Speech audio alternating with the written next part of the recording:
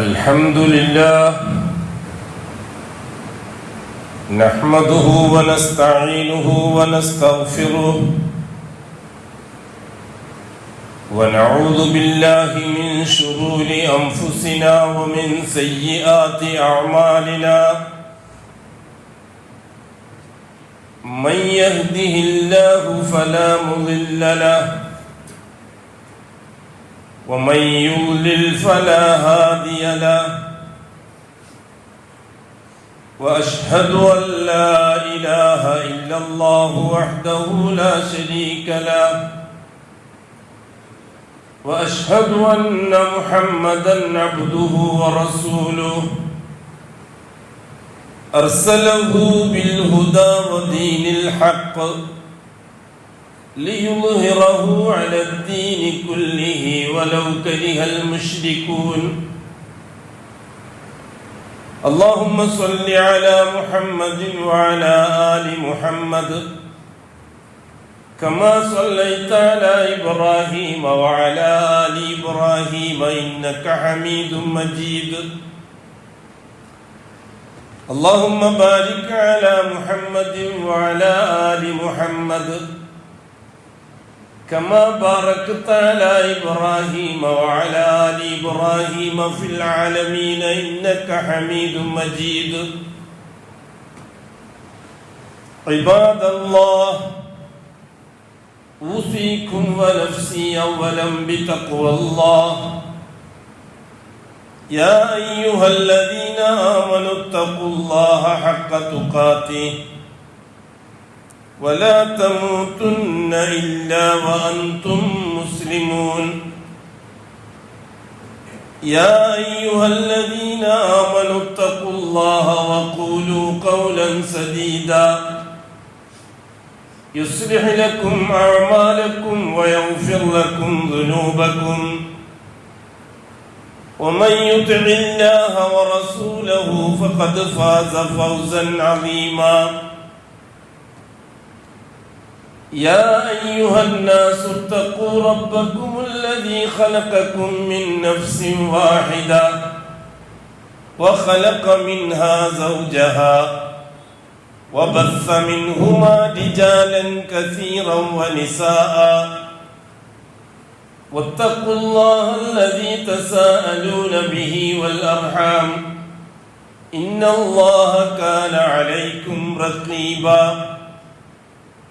أما بعد فإن أصدق الحديث كتاب الله وخير الهدي هدي محمد صلى الله عليه وسلم وشر الأمور محدثاتها وكل محدثة بدعة وكل بدعة ضلالة وكل ضلالة في النار അള്ളാഹുവിൻ്റെ സത്യവിശ്വാസികളായ അടിമകളെ, തഖ്വയുള്ളവരായി ജീവിക്കുകയും അതുവഴി ദുനിയാവിലും ആഖിറത്തിലും അള്ളാഹു പൊരുത്തപ്പെടുന്ന ജീവിതം സമ്പാദിക്കുകയും ചെയ്യണമെന്ന് ആദ്യമായി എന്നോടും തുടർന്ന് നിങ്ങൾ ഓരോരുത്തരോടും വസിയ്യത്ത് ചെയ്യും. അല്ലാഹു സുബ്ഹാനഹു വ തആല ഓരോ കാലത്തും നടക്കുന്ന സംഭവങ്ങളെ ഖസസിൽ ഉൾപ്പെടുത്തി നമുക്ക് പറഞ്ഞു തരുന്നു, മുഹമ്മദി ഉമ്മത്തിന് പറഞ്ഞു തരുന്നു. ആ ചരിത്ര സംഭവങ്ങളിൽ നിന്ന് നമുക്ക് ഉൾക്കൊള്ളാനുള്ള പാഠം പ്രാവർത്തികമാക്കാൻ വേണ്ടിയിട്ടാണത്.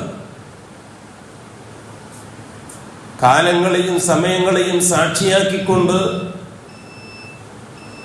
ചരിത്രം മുന്നോട്ട് നീങ്ങുമ്പോൾ അത്തരത്തിൽ ഒരു പ്രധാനപ്പെട്ട ചരിത്രത്തിന് സാക്ഷ്യം വഹിച്ച മാസം മുഹറം മാസം തീരാൻ പോവുകയാണ്. കഴിഞ്ഞുപോയ മാസങ്ങളെ നാം ചരിത്രവുമായി ബന്ധപ്പെടുത്തിയാൽ അല്ലാഹു തആലക്ക് അതിൽ കൃത്യമായ ഒരു ഇടപെടലുണ്ട് എന്ന് നമുക്ക് മനസ്സിലാക്കാൻ കഴിയും. ചരിത്രത്തെ അല്ലാഹു തആല നാം സാധാരണ പറയും പോലെ 4 ഭാഗമായി വിഭജിച്ചിട്ടുണ്ട്. ഒന്നാമത്തത് ആദമിന്റെ കാലഘട്ടമാണ്. ഇന്നല്ലാഹു ഇസ്തഫാ ആദം. രണ്ടാമത്തത് നൂഹ് നബി അലൈഹി സ്വലാത്തു വസ്സലാമിന്റെ കാലമാണ്. വനൂഹൻ. മൂന്നാമത്തത് ഇബ്രാഹിം കാലഘട്ടമാണ്, വാല ഇബ്രാഹിം. നാലാമത്തത് ബനു ഇസ്രായേൽ കാലഘട്ടമാണ്, വാല ഇമ്രാൻ. ഇന്നല്ലാഹ അസ്തഫാ ആദമ വനൂഹൻ വാല ഇബ്രാഹിം വാല ഇമ്രാൻ അലൽ ആലമീൻ. ഓരോ കാലത്ത് നടന്ന ചരിത്രം പരിശുദ്ധ ഖുർആനിൽ മൊത്തത്തിൽ വിശദീകരിക്കുന്നുണ്ട്. നാം പറയാറുണ്ടല്ലോ, പരിശുദ്ധ ഖുർആനിൽ 90% അഖ്ബാറുകളാണ്. കഴിഞ്ഞുപോയ കാലഘട്ടത്തിൽ നടന്ന സംഭവങ്ങളെ വിശദീകരിക്കുകയാണ് ഖുർആൻ. അഹ്കാമുകൾ 10% മാത്രമാണ്. എങ്ങനെയാണ് നിസ്കരിക്കേണ്ടത്, എങ്ങനെയാണ് നോമ്പ് വെക്കേണ്ടത്, എങ്ങനെയാണ് ഹജ്ജ് ചെയ്യേണ്ടത്, എങ്ങനെയാണ് സ്വത്തോഹരി വെക്കേണ്ടത്, ഇത്യാദി കാര്യങ്ങളുമായി ബന്ധപ്പെട്ട വിഷയം ഏറി വന്ന ഒരു 10% കാണും. ബാക്കിയുള്ളത് മുഴുവനും അഖ്ബാറുകളാണ്. എന്തിനാണ് ഈ അഖ്ബാർ? അള്ളാഹുവിന്റെ ദീനിൽ അടിസ്ഥാനം തൗഹീദിനാണ്. ആ തൗഹീദിനെ ദീനുൽ ഇസ്ലാമിന്റെ ഒന്നാമത്തെ ഭാഗമായി ഷഹാദത്താക്കി അല്ലാഹു സുബ്ഹാനഹു വ തആല. ഷഹാദത്ത് വിശദീകരിക്കുമ്പോഴാണ് ചരിത്രത്തെ അല്ലാഹു തആല വിശദീകരിക്കുന്നത്. നിസ്കാരം പറയുമ്പോൾ അല്ലാഹു തആല കൃത്യമായ ഒരു ചരിത്രവുമായിട്ട് അതിനെ ബന്ധിപ്പിച്ച് തരുന്നില്ല. അതേപോലെ തന്നെ നോമ്പ്, സക്കാത്ത്, ഹജ്ജ് ഇതൊന്നും അല്ലാഹു സുബ്ഹാനഹു വ തആല ചരിത്രവുമായി ബന്ധിപ്പിക്കുന്നില്ല. അഅ്മാലുകളെ ചരിത്രവുമായി ബന്ധിപ്പിക്കുമ്പോൾ മാത്രമേ ഇത്തരം കാര്യങ്ങൾ സംസാരിക്കുന്നുള്ളൂ. മേറാജുമായിട്ട് നിസ്കാരത്തെ ബന്ധിപ്പിച്ചു. ആദം അലൈഹിസ്സലാത്തു വസ്സലാം സ്വർഗത്തിൽ നിന്ന് നിരോധിക്കപ്പെട്ട പഴം പറിച്ച് തിന്ന് ഭൂമിയിലെത്തുക വഴി നടന്ന സംഭവങ്ങളെ വിശദീകരിച്ച റമളാനുമായിട്ട് നോമ്പുമായിട്ട് അതിന് ബന്ധമുണ്ടാക്കി. അതേപോലെ തന്നെ സമ്പത്തുമായി ബന്ധപ്പെട്ട വിഷയത്തിൽ സക്കാത്തിനെ പരിചയപ്പെടുത്തി തന്നു. ആ വിഭാഗത്തിൽ സമ്പന്നനായ ഖാറൂനെ സംബന്ധിച്ച്, സമ്പന്നനായ അബൂലഹബിനെ സംബന്ധിച്ചൊക്കെ വിശദീകരിച്ചു തന്നു. ഇതൊക്കെ വളഞ്ഞു തിരിഞ്ഞു വന്നാൽ സക്കാത്തുമായിട്ടാണ് ബന്ധമുണ്ടാകുക.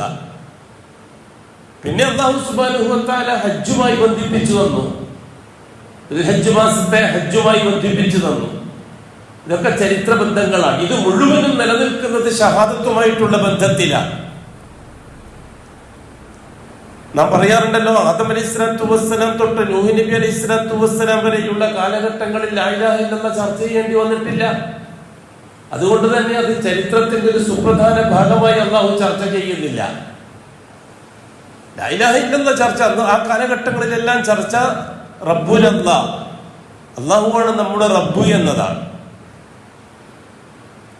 നൂഹ് നബി അലൈഹിസ്സലാത്തു വസ്സലാമിന്റെ കാലം മുതൽക്കാണ് ലാ ഇലാഹ ഇല്ലല്ലാഹ് ചർച്ചയ്ക്ക് വരുന്നത്. ഇന്നാ അർസൽനാ നൂഹൻ ഇലാ ഖൗമിഹി എന്ന് പറഞ്ഞിട്ട് അനിഅ്ബുദുല്ലാഹ്, നിങ്ങൾ അല്ലാഹുവിനെ മാത്രമേ ഇബാദത്ത് ചെയ്യാവൂ, മാലക്കും മിൻ ഇലാഹിൻ ഗൈറു, അല്ലാഹു അല്ലാത്തൊരു ഇലാഹ് നിങ്ങൾക്ക് വേറെ ഇല്ല എന്ന് പറയേണ്ടി വരുന്നത് നൂഹ് നബിയുടെ കാലം മുതലാണ്. ആദം അലൈഹിസ്സലാത്തു വസ്സലാമിന് അല്ലാഹു അല്ലാത്തൊരു ഇലാഹ് നിങ്ങൾക്ക് ഇല്ല എന്ന് പറയേണ്ടി വന്നിട്ടില്ല. കാരണം ആകാശലോകത്ത് അല്ലാഹുവിന് കൊടുത്ത റുബൂബിയ്യത്തിന്റെ ഷഹാദ കൃത്യമായി പാലിക്കുകയായിരുന്നു അവർ. അതുകൊണ്ടാണ് അഷ്റഫുൽ ഖൽഖ് ആദം അലൈഹിസ്സലാത്തു വസ്സലാം മുതൽ നൂഹ് നബി വരെയുള്ള കാലഘട്ടം പൂർണ്ണമായും തൗഹീദിലാണ് എന്ന് നമുക്ക് പറഞ്ഞു തന്നത്. കുല്ലുഹും ഫി തൗഹീദ്, 10 തലമുറ. അന്നൊന്നും മാ ലക്കും മിൻ ഇലാഹിൻ ഗൈറു പറയാൻ റസൂലുകൾ വന്നിട്ടില്ല. നൂഹ് നബി അലൈഹിസ്സലാത്തു വസ്സലാമിന്റെ കാലം മുതലാണ് മാ ലക്കും മിൻ ഇലാഹിൻ ഗൈറു എന്ന് പറഞ്ഞത്. അത് അഷ്റഫുൽ ഖൽഖിന്റെ കാലം വരെ തുടർന്നു. നൂഹ് നബി തൊട്ടിങ്ങോട്ട് വന്ന 313 മുർസലീങ്ങളും ആ കാലഘട്ടത്തിൽ ജീവിച്ച ജനങ്ങളോട് 2 കാര്യങ്ങളാണ് പറഞ്ഞത്. ഒന്ന് ഉഅ്ബുദുല്ലാഹ് ഐ വഹീദുല്ലാഹ്, നിങ്ങൾ എന്ത് ചെയ്യുന്നുണ്ടെങ്കിലും അല്ലാഹു മാത്രമേ ആവാവൂ. മാലക്കും മിൻ ഇലാഹിൻ ഗൈറു, ഇത് രണ്ടാമത്തെ കാര്യം. അല്ലാഹു അല്ലാത്തൊരു ഇലാഹിനെ നിങ്ങൾ പരിഗണിക്കാൻ പറ്റുകയില്ല.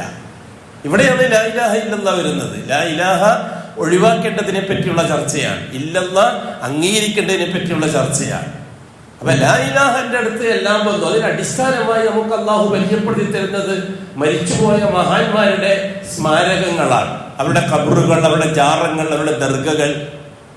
ഇതാണ് അടിസ്ഥാനപരമായി മാലക്കും മിൻ ഇലാഹിൻ ഗൈറുഹു എന്നതിന് അല്ലാഹു തആല കണ്ടത്. ലോകത്ത് ആദ്യമായിട്ട് അല്ലാഹുവാണ് റബ്ബ് എന്ന ചിന്തയിൽ നിന്ന് മറ്റൊന്നിലേക്ക് നീങ്ങുന്നത് ചരിത്രത്തിൽ ആദ്യമായിട്ട് നൂഹ് നബി അലൈഹിസ്സലാത്തു വസ്സലാമിന്റെ ഖൗമാണ്. ആ കാലഘട്ടത്തിൽ ജീവിച്ച് മരിച്ചുപോയ 5ഓളം വരുന്ന മഹാന്മാരായ ഉലമാക്കളും ഔലിയാക്കളുമായ ആൾക്കാർക്ക് ജാറങ്ങൾ പണിത്, സ്മാരകങ്ങൾ പണിത് അള്ളാഹുവിലേക്ക് അടുക്കാനാണ് ഈ ആൾക്കൂട്ടം, ഈ കൂട്ടക്കാരി 5 കൂട്ടർ വദ്, സുവാഇ, യഊഖ്, യഊസ്, നസ്ർ. ഇത് അള്ളാഹുലേക്ക് അടുക്കാനോ അല്ലെങ്കിൽ അള്ളാഹ്ക്ക് ഇടയാളാകാനോ അല്ലെങ്കിൽ നമുക്ക് ആവശ്യമുള്ള സഹായങ്ങൾ ചോദിച്ചു വാങ്ങാനോ ആണ് എന്ന ചിന്താഗതി അന്ന് വന്നതാണ്. ഏതാണ്ടൊരു 9,000-10,000 കൊല്ലത്തിന്റെ പഴക്കമുണ്ട് ജാറ സിദ്ധാന്തത്തിന്. അത് ഇന്നും തുടരുന്നു, കൃത്യമായും വ്യക്തമായും ശക്തമായും. അതിനെ നിഷേധിച്ചുകൊണ്ടാണ് മാലക്കും മിൻ ഇലാഹിൻ ഗൈറു എന്ന് നൂഹ് നബി അലൈഹിസ്സലാത്തു വസ്സലാമിന് പറയേണ്ടി വന്നത്. അവിടെ വേറൊരു ഇലാഹുകളെ പറ്റി നമുക്ക് പരിചയമില്ല. ആ കാലഘട്ടത്തിൽ അള്ളാഹു അല്ലാത്ത മറ്റെന്തെങ്കിലും ഒരു സംവിധാനത്തെ സംബന്ധിച്ച് പിന്നീട് വന്നൊരു കൂട്ടരായിരുന്നു ജിന്നുകളെ വിഷയത്തിൽ ഇടപെടിപ്പിക്കുക എന്ന രീതി. മരിച്ചുപോയ ജിന്നുകളെ ആരും വിളിക്കാൻ നിൽക്കാറില്ല, അന്നും നിൽക്കാറില്ല. ജീവിച്ചിരിക്കുന്ന ജിന്നുകളെ ഇടപെടിപ്പിക്കാൻ പറ്റുമോ ഇല്ലയോ എന്നുള്ളതായിരുന്നു ചർച്ച. ജീവിച്ചിരിക്കുന്ന ജിന്നുകൾ അവർക്ക് സ്വന്തമായി ഇടപെടാനുള്ള ചില താക്കത്തുകൾ അല്ലാഹു കൊടുത്തിട്ടുണ്ട്. ഇടപെടിപ്പിക്കാൻ നമുക്ക് പറ്റുമോ എന്നുള്ളതാണ് വിഷയം. ജിന്നുകളുണ്ടോ ഇല്ലോ എന്നുള്ളതല്ല ആ കാലഘട്ടത്തിൽ ചർച്ച ചെയ്ത വിഷയം. സുലൈമാൻ നബി അലൈഹി സ്വലാത്തു വസ്സലാമിന്റെ കാലം മുതലേ ജിന്ന് ചർച്ചയിലുണ്ട്. മൂസാ അലൈഹി സ്വലാത്തു വസ്സലാമിന്റെ കാലത്താണ് ഏറ്റവും കൂടുതൽ ജിന്നുകളായ മുസ്ലിമീങ്ങൾ ഉണ്ടായത്. റസൂലുള്ളാഹി സ്വല്ലല്ലാഹു അലൈഹി വസല്ലം തങ്ങളുടെ കാലഘട്ടത്തിൽ അത് സജീവമാകുകയും ആ ചരിത്രം അതോടെ അവസാനിപ്പിക്കുകയും ചെയ്തു അല്ലാഹു തആല. അന്നെല്ലാം ചർച്ച എന്താണ്? ജീവിച്ചിരിക്കുന്ന മനുഷ്യരും മരിച്ചുപോയ മനുഷ്യരും ജീവിച്ചിരിക്കുന്ന ജിന്നുകളും. മരിച്ചുപോയ മനുഷ്യരെയാണ് ജാറുകളായിട്ട് നാം അവതരിപ്പിക്കുന്നത്. ജീവിച്ചിരിക്കുന്ന ജിന്നുകൾ അവർക്ക് ഇടപെടാൻ വല്ല കഴിവുണ്ടോ? ഉണ്ട്. അല്ലാഹു തആല അവരെ മനുഷ്യനെ ഇടപെടിപ്പിക്കും പോലെ ജിന്നുകളെയും അല്ലാഹു തആല ഇടപെടിപ്പിക്കുന്നുണ്ട്. അവർക്ക് ജീവിതമുണ്ട്, അവർക്ക് ബിസിനസ് ഉണ്ട്, അവർക്ക് കൃഷിയുണ്ട്, അവർക്ക് വിവാഹമുണ്ട്, അവർക്ക് ബിൽഡിംഗ് ഉണ്ട്, അവർക്ക് വീടുകളുണ്ട്, അവർക്ക് ഭക്ഷണം പാകം ചെയ്യലുണ്ട്, കൃഷി ഉൽപ്പാദിപ്പിക്കലുണ്ട്, എല്ലാം ഉണ്ട്. അതാരും നിഷേധിക്കുന്നത് അംഗീകരിച്ചു കൊടുക്കൽ ഖുർആന്റെ ഭാഗമാണ്, ദീനുൽ ഇസ്ലാമിന്റെ ഭാഗമാണ്. അവർ പ്രശ്നങ്ങളിൽ ഇടപെടും. അവർ പരസ്പരം മനുഷ്യൻ ഏത് രീതിയിൽ ഇടപെടുമോ അതേപോലെ ഇടപെടും. അവർക്ക് വിവാഹമുണ്ട്, അവർക്ക് മുസ്ലിമീങ്ങളുണ്ട്, അവർക്ക് കാഫിരീങ്ങളുണ്ട്, അവരുടെ കൂട്ടത്തിൽ മുശ്രിക്കീങ്ങളുണ്ട്. ഇവിടെ വിഷയം എന്താണ്? സുലൈമാൻ നബി അലൈഹി സ്വലാത്തു വസ്സലാം ജിന്നുകളെ സ്വന്തമായി ഇടപെടിപ്പിച്ചോന്നുള്ളതാണ്. ഇല്ല. എന്തുകൊണ്ട് ഇടപെടിപ്പിക്കാൻ പറ്റുകയില്ല? അവർ പൂർണ്ണമായും നമ്മിൽ നിന്ന് ഗൈബായ സൃഷ്ടിയാണ്. ഗൈബായ സൃഷ്ടിയെ പ്രശ്നത്തിൽ ഇടപെടിപ്പിക്കൽ ശിർക്കാണ്. ജിന്നിന് തേങ്ങ പറിക്കാൻ കഴിയുമോ? കഴിയും. അത് തന്നെയാണ് അഹ്ലുസുന്നയുടെ അഖീദ. ജിന്നിനെ കൊണ്ട് തേങ്ങ പറപ്പിക്കാൻ പറ്റുമോ? പറ്റുകയില്ല. ഇത് വളരെ കൃത്യമായി മനസ്സിലാക്കി തന്നെ വേണം. ഇടപെടലും ഇടപെടിപ്പിക്കലും. ജിന്നുകൾ ഇടപെടാൻ കഴിവുള്ളവരാണ്. അങ്ങനത്തെ കഴിവെല്ലാം കൊടുത്തിട്ടുണ്ട്. ഈ കഴിവ് വെച്ചുകൊണ്ട് നമ്മൾ ഇടപെടിപ്പിക്കാൻ പറ്റുമോ? പറ്റൂല. അതുകൊണ്ട് കടൽക്കരയിലോ പുഴക്കരയിലോ ഒരു ജിന്നുണ്ടെങ്കിൽ ഒന്ന് തന്നെ കാറ് കഴുകാൻ സഹായിക്കണം എന്ന് പറഞ്ഞാൽ അത് ശിർക്കുൽ അക്ബറാണ്, വലിയ ശിർക്കാണ്. എന്തുകൊണ്ടാണ് ഒരു കാര്യം ശിർക്കാകുന്നത്? എപ്പോഴാണ്? ഒന്ന്, അള്ളാഹുവിന്റെ കഴിവിൽ പെടാത്തത് മഖ്ലൂക്കിനോട് ചോദിക്കുക. രണ്ടാമത്തത് മനുഷ്യരിൽ നിന്ന് ജീവിച്ചിരിക്കുന്നവരോട് ചോദിക്കുക. മൂന്നാമത്തത് മൊത്തത്തിൽ നമ്മളിൽ നിന്ന് ഗൈബ്, അല്ലാഹു തആല അദൃശ്യം എന്ന് നമുക്ക് പരിചയപ്പെടുത്തി തന്നവരെ ഇടപെടിപ്പിക്കുക. ഇതാണ് ശിർക്ക്. ജിന്ന് എന്നത് നമ്മുടെ കണ്ണിൽ നിന്ന് അല്ലാഹു തആല മറച്ചു വെച്ചതാണ്. അതിനെ ജിന്നുകളെ നിങ്ങൾക്ക് കാണാൻ സാധിക്കില്ല, ജിന്നുകൾ നിങ്ങളെ കാണും എന്ന് ഖുർആൻ കൃത്യമായിട്ട് പറഞ്ഞതാണ്. തീർച്ചയായിട്ടും ജിന്നുകൾ അവർ നിങ്ങളെ കാണുന്നുണ്ട്, നിങ്ങൾക്ക് അവരെ കാണാൻ പറ്റുകയില്ല, പ്രാപിക്കാൻ പറ്റുകയില്ല എന്ന് അല്ലാഹ് പറഞ്ഞ പിന്നെ അതിനെപ്പറ്റിയുള്ള ചർച്ച അല്ലാഹനെ ധിക്കരിക്കലാണ്. എന്താ സംശയക്കാര്യത്തിൽ? ജിന്നുകളെ ഇടപെടിപ്പിക്കാം എന്ന ചർച്ച ഇവിടെ ചർച്ച ചെയ്ത് അവസാനം ഖുറൈശി കാലഘട്ടത്തിലേക്ക് വന്നു. ഖുറൈശി കാലഘട്ടത്തിൽ റസൂലുള്ളാഹി തങ്ങൾ അഭിമുഖീകരിച്ച സമൂഹം ജിന്നുകളെ പ്രശ്നത്തിൽ ഇടപെടിപ്പിക്കുമായിരുന്നു. ജീവിച്ചിരിക്കുന്ന ജിന്നുകളെ അവരാണെങ്കിൽ യാത്ര ചെയ്യുന്ന സമയത്ത് ഏതെങ്കിലും ഒരു വാദിയിൽ ഏതെങ്കിലും മലഞ്ചെരുവിൽ അവർ ആ കച്ചവട സംഘം ഇറങ്ങിയ താമസാക്കി കഴിഞ്ഞാൽ ആദ്യം അവരെന്താ ചെയ്യുക? ഈ വാദിയിൽ താമസിക്കുന്ന ജിന്നിന്റെ നേതാവ് ഇമാമുൽ ജിന്ന്, ജിന്നിന്റെ അമീറുൽ ജിന്ന്, ജിന്നിന്റെ നേതാവ് ഞങ്ങളിവിടെ താമസിക്കുന്നുണ്ട്, ഞങ്ങളൊന്ന് ശ്രദ്ധിച്ചേക്കണം എന്ന് പറയുമായിരുന്നു അവര്. തങ്ങൾ അതിനെ നിരുത്സാഹപ്പെടുത്തി. അത് പറ്റില്ല എന്ന് പറഞ്ഞു. അതാണ് ആ കാലഘട്ടത്തിൽ ജിന്നുമായി ബന്ധപ്പെട്ട ശിർക്ക്. അല്ലാതെ മരിച്ചുപോയ ജിന്നിന് ജാറുണ്ടാക്കിയിട്ട് അൽഫാത്തിഹ വിളിക്കലല്ല അന്നത്തെ ശിർക്ക്. ഈ രീതിയിൽ മാലക്കും മിൻ ഇലാഹിൻ ഗൈറുഹു എന്ന് പറയാൻ മാത്രം സംവിധാനങ്ങൾ അല്ലാഹു തആല ഉണ്ടാക്കിയിട്ടുണ്ട്. എന്തിനാണെന്നറിയോ? അല്ലാഹുവിന്റെ വഹ്ദാനിയത്ത് അംഗീകരിക്കുന്ന മുവഹിദുകൾ ഇതൊക്കെ ശ്രദ്ധിക്കുന്നുണ്ടോന്ന് പരിശോധിക്കാൻ. അതെപ്പോൾ നമ്മൾ മനസ്സിലാക്കണം. പിന്നെ എന്തിനാ ജിന്നുകള്? ഇപ്പൊ ജിന്നുകൾക്ക് കഴിവുണ്ടെങ്കിൽ എന്താ വിളിച്ചോടെ? ഇതൊക്കെ ന്യായം പറയാൻ പറ്റുമോ? അതൊക്കെ വെറും ന്യായം മാത്രമാണ്. അതൊക്കെ ഹവയനുസരിച്ചുള്ള വെറും ന്യായം മാത്രമാണ്. വളരെ കൃത്യമായിട്ട് ആരോ രാത്രി തേങ്ങ പറിച്ചിട്ടിട്ടുണ്ട്. തേങ്ങ രാവിലെ വിളക്ക് കുറച്ച് തേങ്ങ കാണുന്നുണ്ട്. അള്ളാഹുവിനോട് സഹായത്തിന് വേണ്ടി ചോദിച്ചിരുന്നു, അള്ളാഹുവെ തേങ്ങ പറിക്കാൻ ആരും ഇല്ലല്ലോ. അള്ളാഹ് നേരം വെളുക്കുമ്പോൾ ചിലപ്പോൾ തേങ്ങ കാണാം. അള്ളാഹു താലൊക്കെ മലക്കളെ കൊണ്ട് പറപ്പിക്കാൻ പറ്റും, ജിന്നുകളെ കൊണ്ട് പറപ്പിക്കാൻ പറ്റും. അതുകൊണ്ട് പിറ്റേത്തെ ദിവസം ജിന്നുകളെ നിങ്ങളായിരിക്കും എന്റെ തേങ്ങ പറിച്ചിട്ടുണ്ടാകുക, അതുകൊണ്ട് ഇന്നും കൂടി പറിച്ചു തരണം എന്ന് പറയാൻ പറ്റുമോ? ഇതാണ് ഉലമാക്കൾ ചെയ്ത ചർച്ച. ജിന്നുമായി ബന്ധപ്പെട്ട വിഷയത്തിൽ ഉലമാക്കൾ നടത്തിയ ചർച്ച അതാണ്. ജിന്നുകൾ ഇടപെടാൻ കഴിവുള്ളവരാണ്, പക്ഷെ ഇടപെടിപ്പിക്കൽ ശിർക്കാണ്. മനുഷ്യരോടാണ് അള്ളാഹു പറയുന്നത്.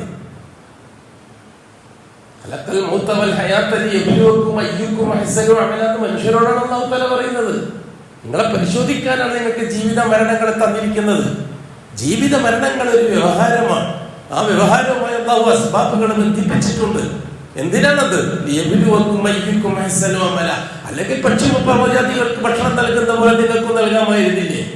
റസൂലുള്ളാഹി തങ്ങൾ പറഞ്ഞില്ലേ, അള്ളാഹുവിൽ തവക്കുൽ ചെയ്യുന്ന മുഅ്മിനീങ്ങളെ സംബന്ധിച്ച്, ലൗ അന്നകും തതവക്കലൂന അലല്ലാഹി ഹഖ്ഖ തവക്കുലി, നിങ്ങൾ അള്ളാഹുവിനെ കൃത്യമായി തവക്കുൽ ചെയ്യേണ്ട രീതിയിൽ തവക്കുൽ ചെയ്യുകയാണെങ്കിൽ, അള്ളാഹു നിശ്ചയിച്ചു തന്ന മാർഗങ്ങൾ സ്വീകരിച്ചുകൊണ്ട് നിങ്ങൾ യഥാർത്ഥ രീതിയിൽ തവക്കുൽ ചെയ്യുകയാണെങ്കിൽ, ലറസഖക്കും നിങ്ങൾക്ക് വിഭവങ്ങൾ അള്ളാഹു തആല നൽകുന്നതാണ്. കമാ തുൻസഖു തയ്ർ, പക്ഷികൾക്ക് വിഭവങ്ങൾ നൽകുന്നത് പോലെ, പക്ഷികൾക്ക് വിഭവങ്ങൾ നൽകുന്ന പോലെ നിങ്ങൾക്ക് നൽകും. എന്താണ് പക്ഷികൾ? തഹുദു ഹിമാസ, നേരം വെളുക്കുമ്പോൾ അവർ ഒട്ടിയ വയറുമായിട്ടാണ് കൂട്ടിൽ നിന്ന് ഇറങ്ങി പുറപ്പെടുന്നത്. തറൂഹു ബിതാന, ഉച്ചയാകുമ്പോഴേക്ക് അല്ലെങ്കിൽ വൈകുന്നേരമാകുമ്പോൾ വയറും നിറച്ചിട്ടാണ് അവർ തിരിച്ചു വരുന്നത്. അവരാരും കർഷകരല്ല, അവരാരും കച്ചവടക്കാരുമല്ല. ഈ രീതിയിൽ നിങ്ങളുടെ കാര്യവും ഞാൻ നടത്തിത്തരും. അല്ലാഹു തആല നമ്മളോട് ഹഖ്ഖു തവക്കുലുമാണ്. ഹഖ്ഖു തവക്കുൽ എന്താ? നമ്മളെ ഏൽപ്പിച്ച ജോലി, ഇദാ അസംത ഫതവക്കൽ അലല്ലാഹ്, നിങ്ങളെ ഏൽപ്പിച്ച ജോലി നിങ്ങൾ നിർവഹിക്കണം, എന്നിട്ട് തവക്കുലാക്കണം. അതാണ് ഹഖ്ഖു തവക്കുൽ. ഏൽപ്പിച്ച ജോലി പൂർത്തിയാക്കാണ്ട് കാസർഗോഡ് സ്റ്റേഷനിൽ പോയിട്ട് ടിക്കറ്റ് എടുത്ത് കോഴിക്കോടേക്ക്, എന്നിട്ട് മംഗലാപുരത്തേക്ക് പോകുന്ന വണ്ടി കയറിയിരുന്നു, എന്നിട്ട് അല്ലാതെ ദുആ ചെയ്യേ, അല്ലാഹ് എന്നെ നീ മംഗലാപുരത്ത് കോഴിക്കോട് എത്തിക്കണേ അല്ലാഹ്, കോഴിക്കോട് എത്തിക്കണേ അല്ലാഹ്. വണ്ടി മംഗലാപുരം എത്തിയപ്പോ അല്ലാഹുവിനോട് പറയാ, അല്ലാഹ് ഞാൻ കോഴിക്കോട് ടിക്കറ്റ് എടുത്തിട്ടാണല്ലോ നിന്നോട് പറഞ്ഞത് കോഴിക്കോട് എത്തിക്കാൻ, നീ എന്നെ മംഗലാപുരയിൽ എത്തിച്ചത്. ഇനി പിരാന്ത് എന്നാ പറയാ, ദുആ എന്ന് പറയില്ല. ഇനി അവിടെ ഹഖ്ഖു തവക്കുൽ ഉണ്ടായില്ല. അസായിമുകൾ പൂർത്തിയാക്കണം, തവക്കുൽ പൂർത്തിയാക്കണം. അത് മനുഷ്യർക്ക് മാത്രം ബാധകമായതാണ്. മറ്റു സൃഷ്ടികൾക്ക്, ജീവജാലങ്ങൾക്ക് അസായിമുകളില്ല, തവക്കുൽ മാത്രമേ ഉള്ളൂ. അവർ ജനിച്ചത് മുതലേ നശിക്കുന്നത് വരെ അള്ളാഹു അവരുടെ ഏർപ്പാടുകൾക്കൊക്കെ തർത്തീബാക്കിയിട്ടുണ്ട്, അടുത്തിക്കൊള്ളും. മനുഷ്യൻ അങ്ങനെയല്ല. മനുഷ്യനെ അസായിമുകൾ പൂർത്തിയാക്കണം, അനുവദിക്കപ്പെട്ട അസ്ബാബുകളെ പ്രയോജനപ്പെടുത്തണം. എന്നിട്ട് അള്ളാഹുവിനോട് പറയണം, നീ ഏൽപ്പിച്ച ജോലി ഞാൻ പൂർത്തിയാക്കിയിട്ടുണ്ട്, കാര്യത്തിൽ നീ ഇടപെടണം അള്ളാഹുവേ. ഈ ഏൽപ്പിച്ച ജോലിയിൽ എന്തെല്ലാമാണ്? ഒന്ന്, ജീവിച്ചിരിക്കുന്ന മനുഷ്യനെ ഇടപെടിപ്പിക്കുക എന്നുള്ളത് ഏൽപ്പിച്ച ജോലിയാണ്. ജിന്നുകളെ ഇടപെടിപ്പിക്കുക എന്നുള്ളത് ഏൽപ്പിക്കാത്ത ജോലിയാണ്. തിരിച്ചറിയണം, വേർതിരിച്ചറിഞ്ഞേ പറ്റൂ. ഡോക്ടർക്ക് പോകുക എന്നുള്ളത് ഏൽപ്പിക്കപ്പെട്ട ജോലിയാണ്. ജ്യോത്സ്യന്റെ അടുത്ത് പോകുക എന്നുള്ളത് ഏൽപ്പിച്ചിട്ടില്ലാത്ത ജോലിയാണ്. രണ്ടും സംഭവമാണ്. ഒരാൾക്ക് സുഖേട് വന്ന അയാൾ ജ്യോത്സ്യന്റെ അടുത്ത് പോയി, കണക്കപ്പുള്ളന്റെ അടുത്ത് പോയി, അല്ലെങ്കിൽ റുഖിയ ശറയ്യ എന്ന് പറഞ്ഞിട്ട് വേഗം തൂക്കി നടക്കുന്ന ഒരു കൂട്ടക്കാരുണ്ട്. ഇപ്പോ പേര് റുഖിയ ശറയ്യ. ഗ്ലൗസ്, ചൂരല്, ഇതൊക്കെയാണ് സൂട്ടേസിൽ ഉണ്ടാകുക. അടി, ഇടി, തള്ളല്, ഉള്ളല് ഒക്കെയാണ് റുഖിയ ശറയ്യന്റെ പേരിൽ നടക്കുന്നത്. അങ്ങനെ കുറച്ച് കൂട്ടക്കാരുണ്ട്. അവരടുത്ത് പോയിട്ട് പരാതികൾ പറയുകയാണ്. കുടുംബത്തിൽ എങ്ങനെയാണ്, കുടുംബത്തിൽ ഇങ്ങനെയാണ്, ഭാര്യ എങ്ങനെയാണ്, മക്കൾ ഇങ്ങനെയാണ്, കച്ചവടം എങ്ങനെയാണ്, കച്ചവടം എങ്ങനെയാണ്. അപ്പൊ അയാള് മന്ത്രവാദി സ്റ്റൈലിൽ ജൂതം പഠിപ്പിച്ച സിഹറിന്റെ വേറൊരു രൂപം, ബ്ലാക്ക് മാജിക്കിന്റെ വേറൊരു രീതിയാണ് അത്. അത് അനുവദിക്കപ്പെട്ട സബബല്ല. അനുവദിക്കപ്പെട്ട സബബ് ചെയ്യുക, എന്നിട്ട് തവക്കുലാക്കുക. അതാണ് അസായിമുകൾ പൂർത്തിയാക്കുക എന്ന് പറഞ്ഞാൽ. അപ്പൊ ഞാൻ പറഞ്ഞു വരുന്നത്, ഇത് ഇന്നും ഇന്നലെയും തുടങ്ങിയതല്ല എന്നാണ് ഞാൻ പറഞ്ഞു വരുന്നത്. ബഹുമാനപ്പെട്ട നൂഹ് നബി അലൈഹി സ്വലാത്തു വസ്സലാമിന്റെ കാലം മുതൽ തുടങ്ങിയതാണ്. ആദം തൊട്ട് നൂഹ് നബി വരെ ഇങ്ങനത്തെ ഒരു വിഷയം ചർച്ച ചെയ്യപ്പെട്ടിട്ടില്ല. അതുകൊണ്ട് മാലക്കും മിൻ ഇലാഹിൻ ഗൈറുഹു എന്ന് പറയേണ്ടി വന്നിട്ടില്ല.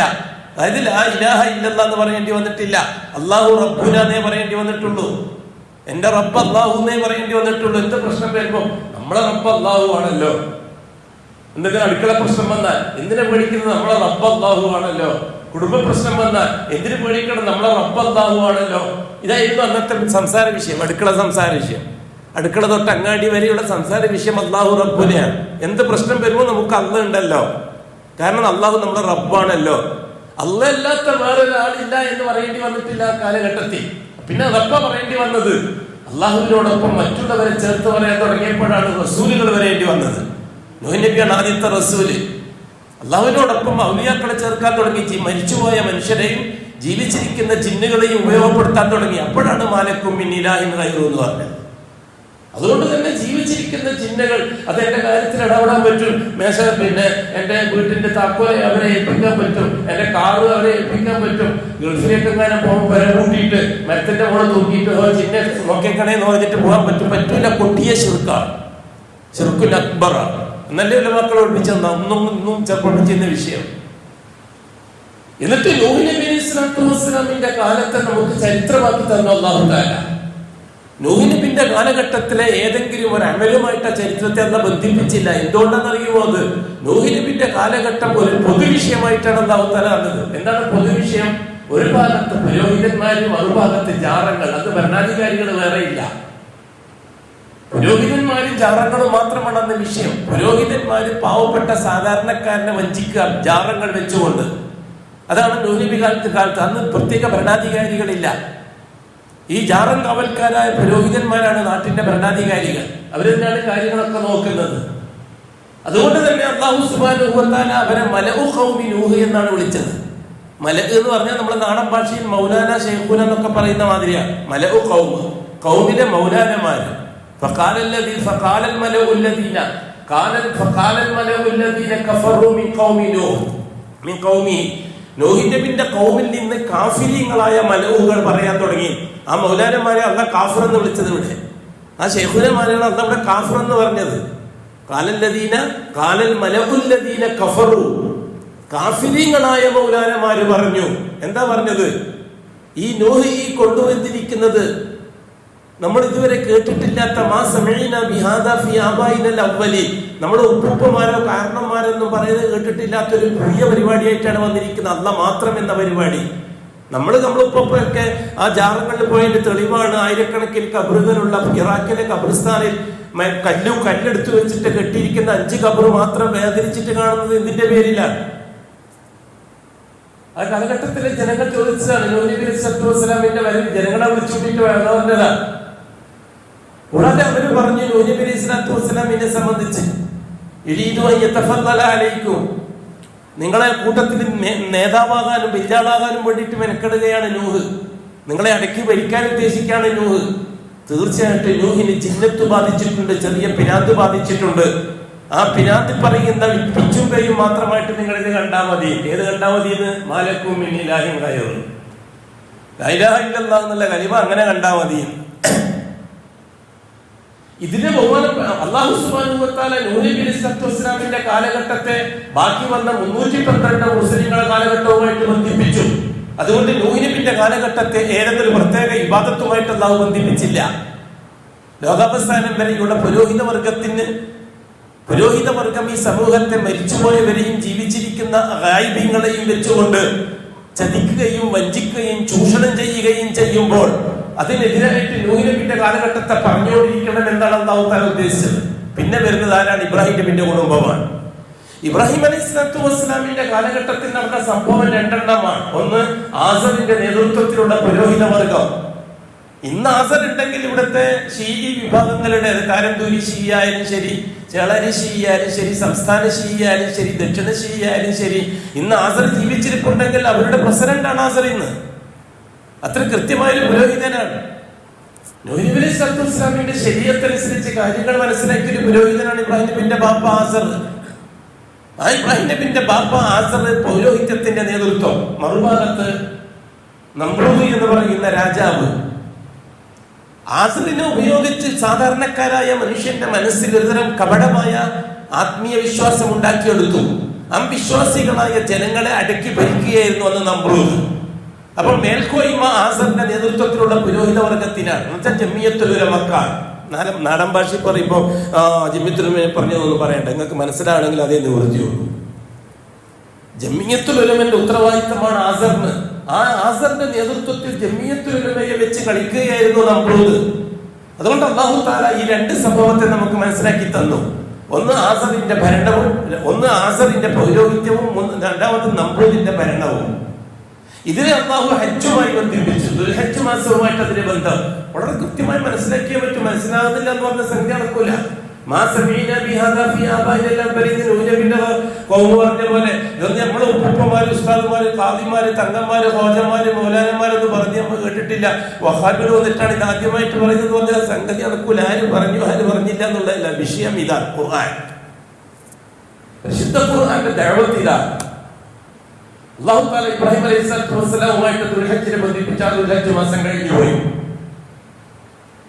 എന്താണ് ദുൽഹജ്ജ് മാസത്തിന്റെ അമലുകളെ കൊണ്ട് ഉദ്ദേശിക്കുന്നത്? മുവഹിദുകൾക്കാണ് ദുൽഹജ്ജ് മാസത്തിന്റെ മെസ്സേജ്. ഷിയാക്കൾക്ക് എന്ത് മെസ്സേജാണ് ദുൽഹജ്ജ് മാസത്തിൽ കിട്ടാനുള്ളത്? അത് നാം നേരത്തെ പറഞ്ഞതാണല്ലോ. റസൂലുള്ളാഹി സ്വല്ലല്ലാഹു അലൈഹി വസല്ലം തങ്ങളെ നൂഹത്തിന്റെ 8-ാം കൊല്ലം മുതൽ അല്ലാഹു തആല നിസ്കരിപ്പിച്ചു. 5 വക്ത് നിസ്കാരം. നൂഹത്തിന്റെ 15-ാം കൊല്ലം, അതായത് ഹിജ്റയുടെ 2-ാം കൊല്ലം മുതൽ നോമ്പ് ഒപ്പിച്ചു. റമദാൻ മാസം നോമ്പ്, അതേപോലെ സക്കാത്ത് ഓർപ്പിച്ചു. എന്തേ ഹജ്ജ് ചെയ്യിപ്പിച്ചില്ല? എന്തിനാ ഹജ്ജ് നീട്ടിവെച്ചത്? എപ്പോഴാണ് റസൂലുള്ളാഹി തങ്ങൾ നബുവത്തിന് ശേഷം ഹജ്ജ് ചെയ്യുന്നത്? അഷ്റഫുൽ ഖൽഖ് വഫാത്താകുന്ന കൊല്ലമല്ലേ അഷ്റഫുൽ ഖൽഖ് ഹജ്ജ് ചെയ്യുന്നത്? അതിന് മുമ്പ് റസൂലുള്ളാഹി തങ്ങൾ ഹജ്ജ് ചെയ്തിരുന്നു. നബുവത്തിന് ശേഷം ആകെ റസൂലുള്ളാഹി 4 ഉംറയും ഒരു ഹജ്ജുമല്ലേ ചെയ്തിട്ടുള്ളൂ. ആ ഹജ്ജ് അവസാനത്തെ ഹജ്ജല്ലേ? അത് കഴിഞ്ഞിട്ട് 3 മാസമല്ലേ റസൂലുള്ളാഹി ജീവിച്ചിട്ടുള്ളൂ, വഫാത്തായില്ലേ? അഷ്റഫുൽ ഖൽഖ് ഹജ്ജ് കഴിഞ്ഞിട്ട് വരുന്നു. സഫർ മാസം പനിയായിട്ട് കിടക്കുന്നു.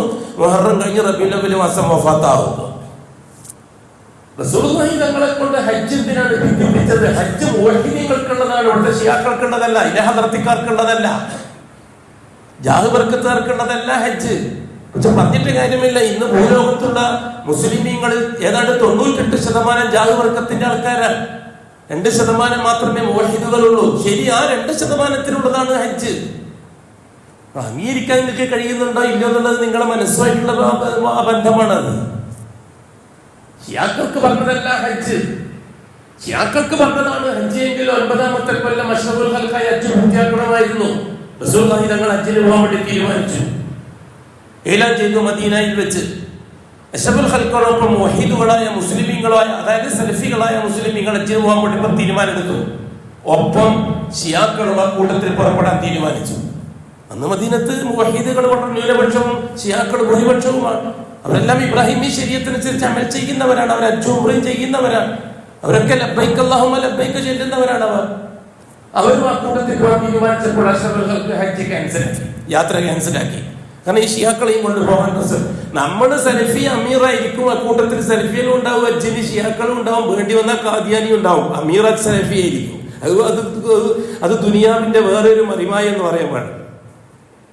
അതിനൊന്നും ഒരു സൂക്ഷ്മതയും പുലർത്താൻ നമ്മൾ തയ്യാറാകുന്നില്ലെങ്കിൽ നമ്മൾ കാലത്തിനൊത്ത് നീങ്ങുകയാണെന്ന് അതിന്റെ അർത്ഥം. റസൂലുള്ളാഹി സ്വല്ലല്ലാഹു അലൈഹി വസല്ലം തങ്ങൾ ഹജ്ജിന് പോക്ക് നിർത്തിവെച്ചു. അബൂബക്കർ സിദ്ദീഖ് റളിയല്ലാഹു അൻഹുവിനെ അമീറാക്കിക്കൊണ്ട് അഷ്റഫുൽ ഖൽഖ് ഹജ്ജിന് ആളെ അയച്ചു. ബഹുമാനപ്പെട്ട ആ കൊല്ലം 9-ാം കൊല്ലം ബഹുമാനപ്പെട്ട അബൂബക്കർ സിദ്ദീഖിനെ അമീറാക്കി ഹജ്ജിന് അയച്ചു. പക്ഷെ ആ കൂട്ടത്തിൽ ആരും കൂടി പോയിട്ടുണ്ട്. ഖുറാഫികളും പോയിട്ട് ഹജ്ജിനുണ്ട്. അവർ നിസ്കരിക്കുന്നവരാണ്, നോമ്പ് നോക്കുന്നവരാണ്, ഉംറ ചെയ്യുന്നവരാണ്, ഹജ്ജ് ചെയ്യുന്നവരാണ്. പക്ഷെ ലാ ഇലാഹ മാത്രം അല്ലാത്തവരില്ല എന്ന് പറയില്ല. ബാക്കിയെല്ലാം ഉണ്ട്. ഇബ്രാഹിം അലൈഹിസ്സലാത്തു വസ്സലാമിന്റെ ശരീഅത്തനുസരിച്ച് ജീവിക്കുന്നവർ പാരമ്പര്യ മുസ്ലിമീങ്ങളാണ്. അവർ നമ്മുടെ നാട്ടിലുള്ള പാരമ്പര്യക്കാരെ പോലെ. എന്താ പറഞ്ഞാൽ മനസ്സിലാകാത്തത്? അവര് ഹജ്ജിന് പോയിരിക്കുന്ന അബൂ സിദ്ദീഖിന്റെ ഒപ്പം. പക്ഷെ അബൂ സിദ്ദീഖ് അവരുടെ അമീറല്ല. അബൂ സിദ്ദീഖ് ഒന്നിച്ചുള്ള മുഅ്മിനീങ്ങളെ അമീർ മാത്രമാണ്. 100 കുറവുള്ള ആൾക്കാർ മാത്രമേ ഉള്ളൂ. എന്താ 500-ലധികം ആൾക്കാർ അന്ന് ഹജ്ജിനുണ്ടായിരുന്നു. ആ കൊല്ലം ആ വർഷം അല്ലാഹു തആല പരിശുദ്ധ ഖുർആൻ സൂറത്തുൽ തൗബയിൽ വിഷയം അറിയിച്ചു. അതാണ് മിനല്ലാഹ്. ഇത് അല്ലാഹുവിൽ നിന്നുള്ള അനൗൺസ് ആണ്. റസൂലിൽ നിന്നുള്ള അനൗൺസ് ആണ്. ഇലൻ നാസി, മാലോകരോട്, യൗമൽ ഹജ്ജിൽ അക്ബർ, ആ മഹത്തായ ഹജ്ജിന്റെ ദിവസം.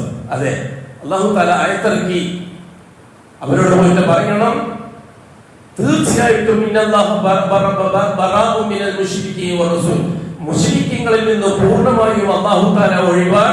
നിങ്ങൾ ഹജ്ജ് ചെയ്തിട്ട് കാര്യമില്ല, നിങ്ങൾ ഉംറ ചെയ്തിട്ട് കാര്യമില്ല.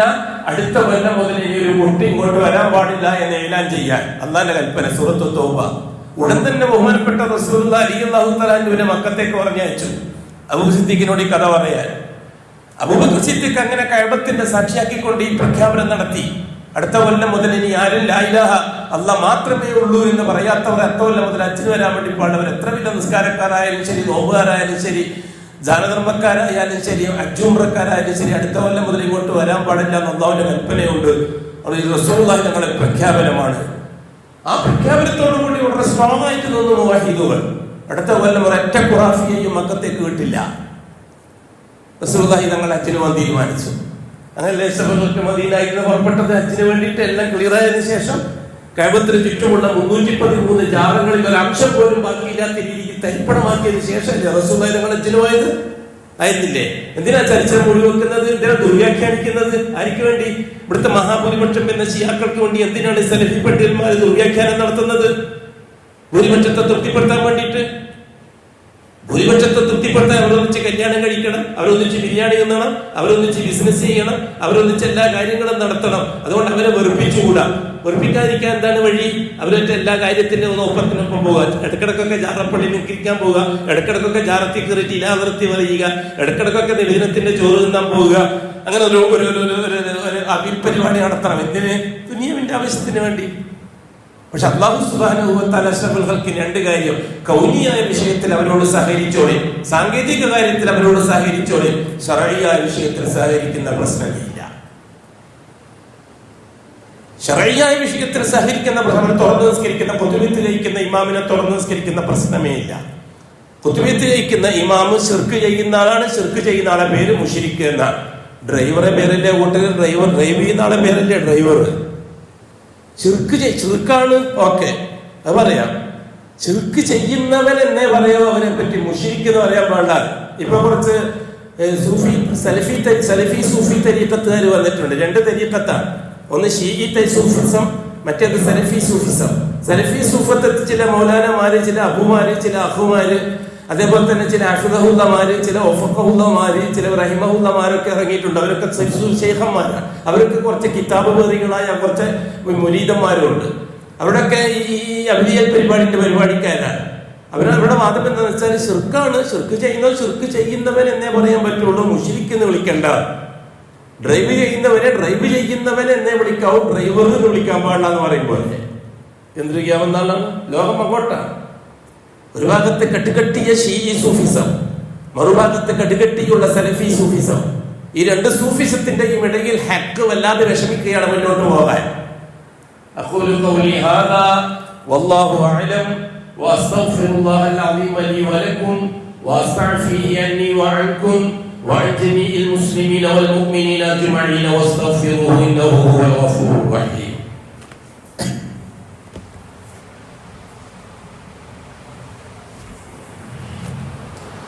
അൽഹംദുലില്ലാഹി റബ്ബിൽ ആലമീൻ വസ്സലാത്തു വസ്സലാമു അലാ അഷ്റഫിൽ മഖ്ലൂഖീൻ മുഹമ്മദിൻ വആലിഹി വസഹ്ബിഹി അജ്മഈൻ. ഇബാദല്ലാഹ് ഇത്തഖുല്ലാഹ ഹഖ്ക തുഖാതി വലാ തമൂതുന്ന ഇല്ലാ വഅൻതും മുസ്ലിമൂൻ. സഹോദരങ്ങളെ, സഹോദരിമാരെ, കാലം മുന്നോട്ട് നീങ്ങി. ഹസ്രത്ത് മൂസ അലൈഹിസ്സലാത്തു വസ്സലാമിന്റെ കാലം വന്നു. ആലി ഇമ്രാന്റെ കാലം. ഞാൻ വിശദീകരിച്ച സമയം അങ്ങ് പോകാൻ തന്നെ പറഞ്ഞുകൊണ്ടിരിക്കുന്ന, എല്ലാ ആഴ്ചയും പറഞ്ഞുകൊണ്ടിരിക്കുന്ന വിഷയം ഇത് തന്നെ. ഇനി 24 മണിക്കൂർ പറഞ്ഞാൽ തലയിൽ കയറുന്നു, എനിക്ക് തലയിൽ കയറും, അല്ലാത്തവൻ വിട്ടുകളയും. ചെറിയൊരു ന്യൂനപക്ഷത്തിന് മനസ്സിലാവും, മഹാഭൂരിപക്ഷത്തിനും മനസ്സിലായിക്കൊള്ളണമെന്നില്ല. വലാകിന്ന അക്സറന്നാസി ലാ യഅലമൂൻ ഖലീലൻ മാ തദക്കറുൻ. ചിന്തിക്കുന്നവർ വളരെ കുറച്ചേ ഉണ്ടാവുള്ളൂ.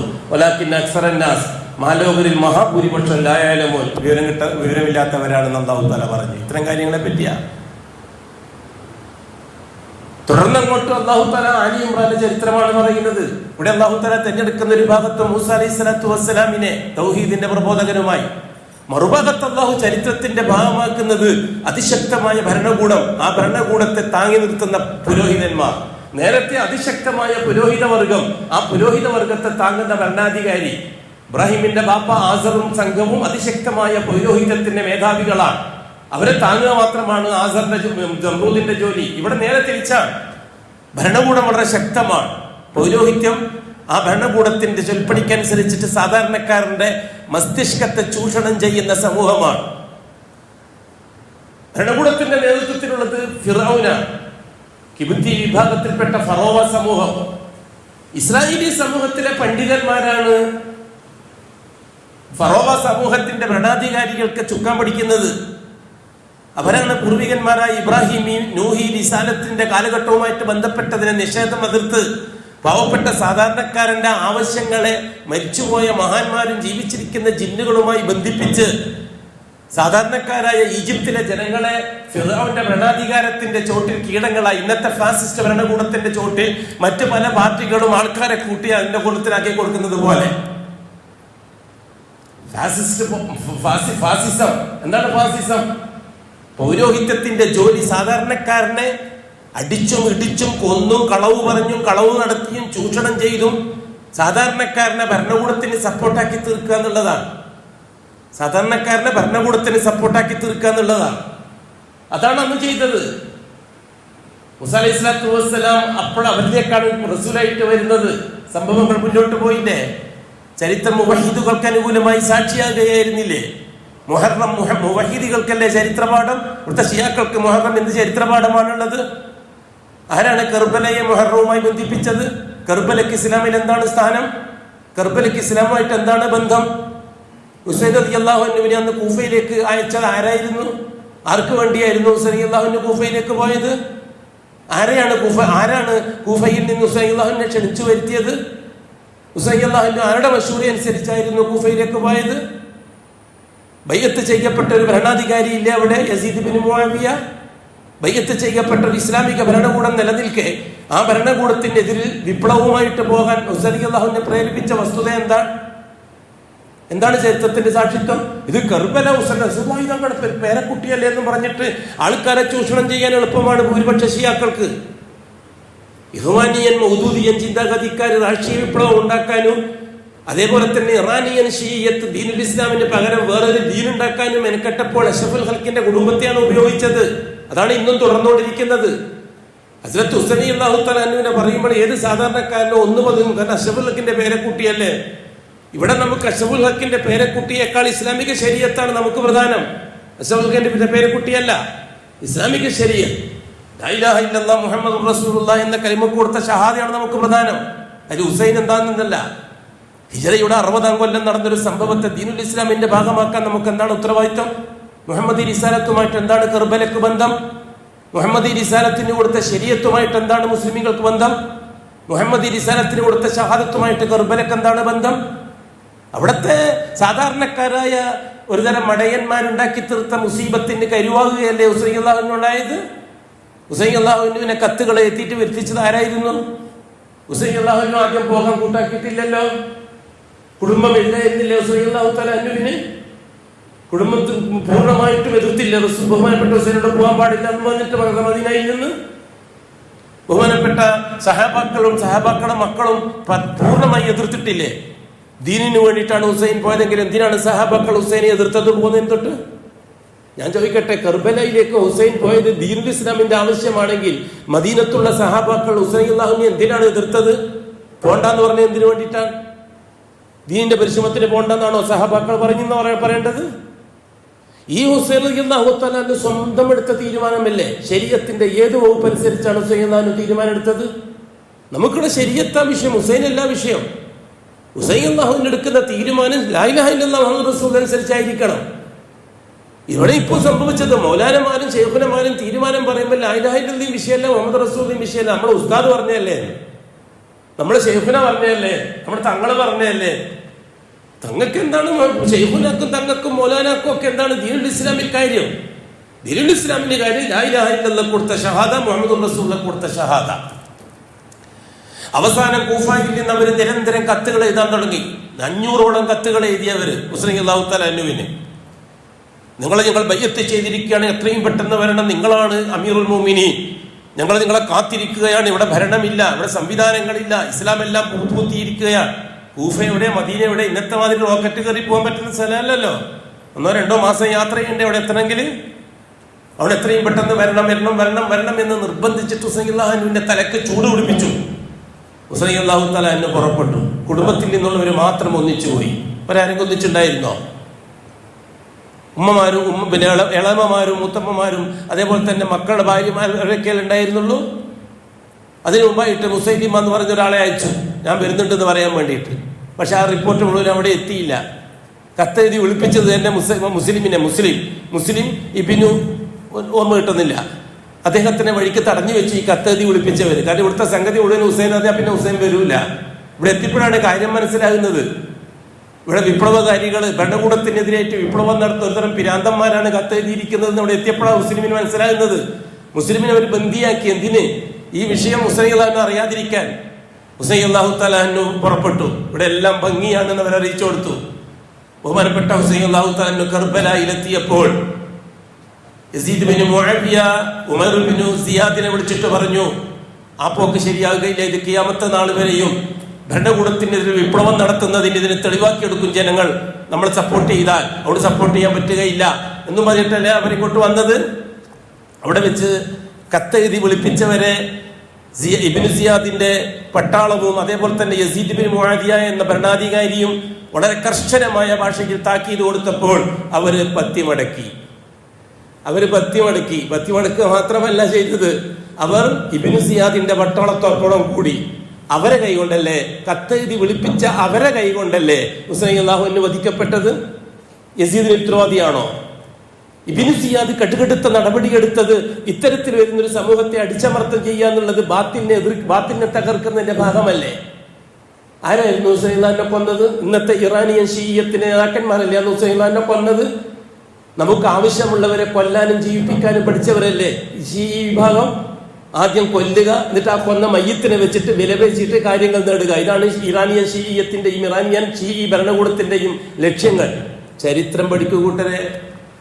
ഇല്ല, നിങ്ങളെ പഠിപ്പിക്കൂല ചരിത്രം. ഇഖ്വാനിയത്ത് മുതൽ മൗദൂദിയത്ത് വരെയുള്ള ഇഖ്വാനി രാഷ്ട്രീയവും ഇറാന്റെ ഷീഈ രാഷ്ട്രീയവും വളരെ ശക്തമായി മഹാഭൂരിപക്ഷം വരുന്ന 350 കോടിയോളം വരുന്ന മുസ്ലിമീങ്ങളെ സ്വാധീനിക്കുകയാണ്. ആ സ്വാധീനത്തിൽ നിന്ന് രക്ഷപ്പെടാൻ ഈ സമയമെടുക്കും. ഇൻഷാ അല്ലാഹ് രക്ഷപ്പെടും, അക്കാര്യത്തിൽ സംശയമില്ല. അതിന് സാക്ഷി മുഹറം മാസവും മുഹറം മാസത്തിന്റെ സംഭവങ്ങളുമാണ്. ശരി,